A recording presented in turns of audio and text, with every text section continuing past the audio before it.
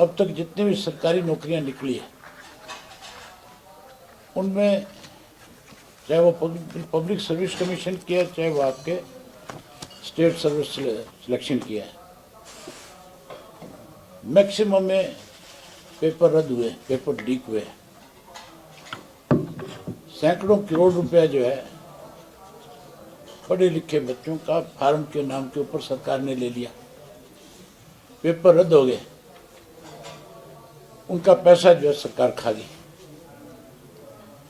सरकार को वो सारा का सारा पैसा जो है वापस उन सब जिन लोगों ने फार्म अप्लाई किए थे उन नौजवानों को वापस करना चाहिए। बेरोजगारी में आज प्रदेश जो है पहले स्थान पे चला गया। उसके बाद गिरती जो शिक्षा की व्यवस्था थी, जो अध्यापकों की कमी थी, उसके ऊपर भी मैंने अपनी तरफ से कॉलिंग अटेंशन दे रखी थी। हैरानी की बात है, शिक्षा के स्तर पे आज चर्चा हो रही थी हाउस में,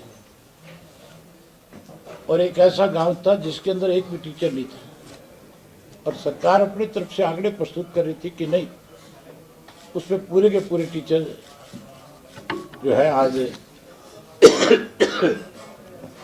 वहां पे पढ़ा रहे हैं। आखिर में ये मानना पड़ा सरकार को कि नहीं, जिस स्कूल की आप बात करें बिल्कुल ठीक है।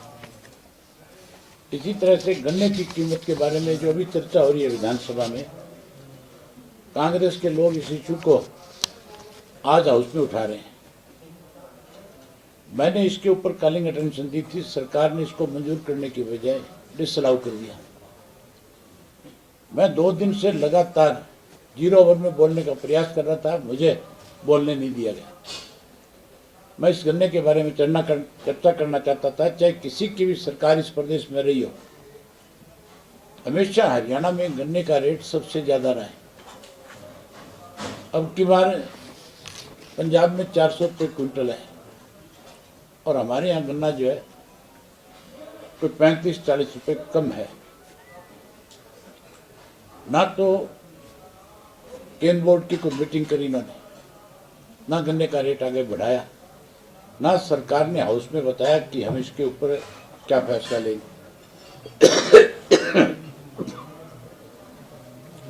हम मांग करते हैं आपके माध्यम से कि तुरंत मीटिंग बुला करके और गन्ने का रेट 400 रुपये किसान को दिया जाए, ताकि किसान को गन्ने का ठीक भाव मिल सके। दूसरा, किसान के साथ एक और इन्होंने बेईमानी करी है।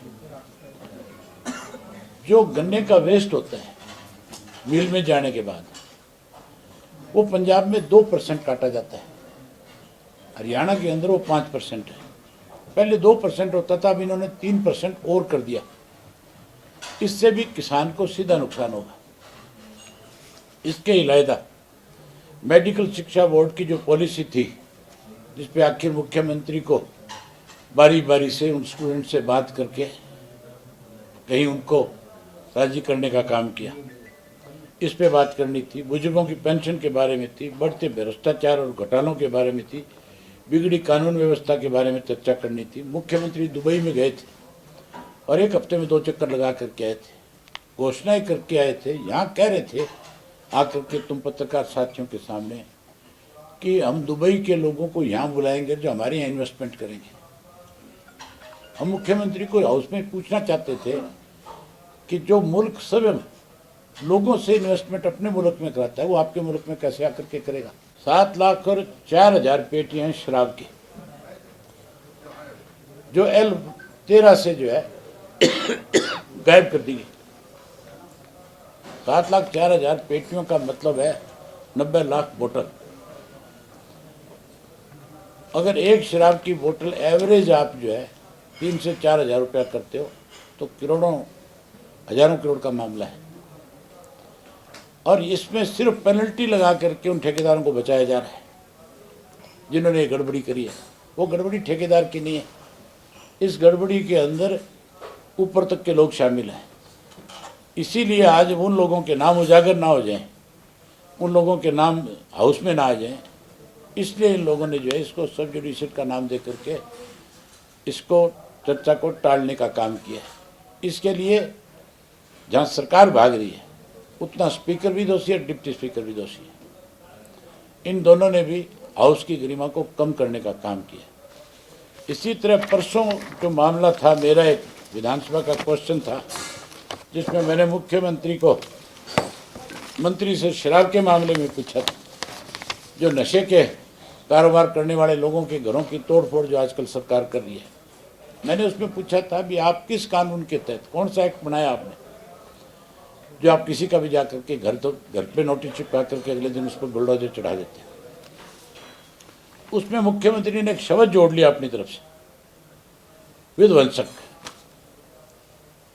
अपनी तरफ से जोड़ दिया। ये मैंने ऑनलाइन जो क्वेश्चन भेजा था उसमें नहीं था कहीं पे, वो अपनी तरफ से पढ़ रहा था। आज मैंने स्पीकर को कहा किसकी जानकारी मुझे दो, किसके लिए कौन जिम्मेवार है। अब कहते हैं कि हम पता कराएंगे।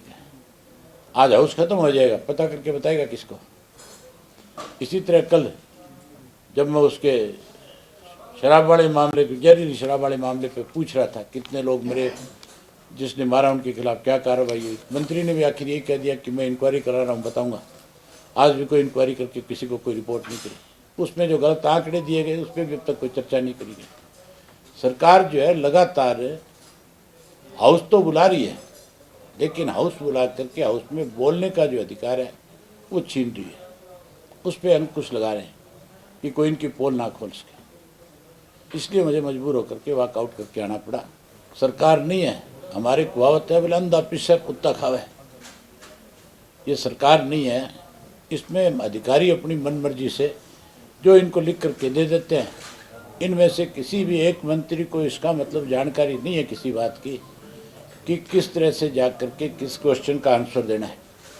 ये तैयारी नहीं करते, ये सीधे घर से यहाँ आते हैं विधानसभा में, इनको जो कागज पे लिख करके अधिकारी देते हैं उसको पढ़ करके बता देते हैं। कांग्रेस कह रही है सर, इसी का नुकसान आज प्रदेश को है कि आज प्रदेश पे 3 लाख करोड़ का कर्ज है। हमसे जुड़े रहने के लिए हमारे YouTube चैनल को सब्सक्राइब करें और नई वीडियो की नोटिफिकेशन के लिए बेल आइकॉन को दबाएं। अगर आप ये वीडियो Facebook पर देख रहे हैं तो लाइक जरूर करें और ज्यादा से ज्यादा शेयर करें। धन्यवाद।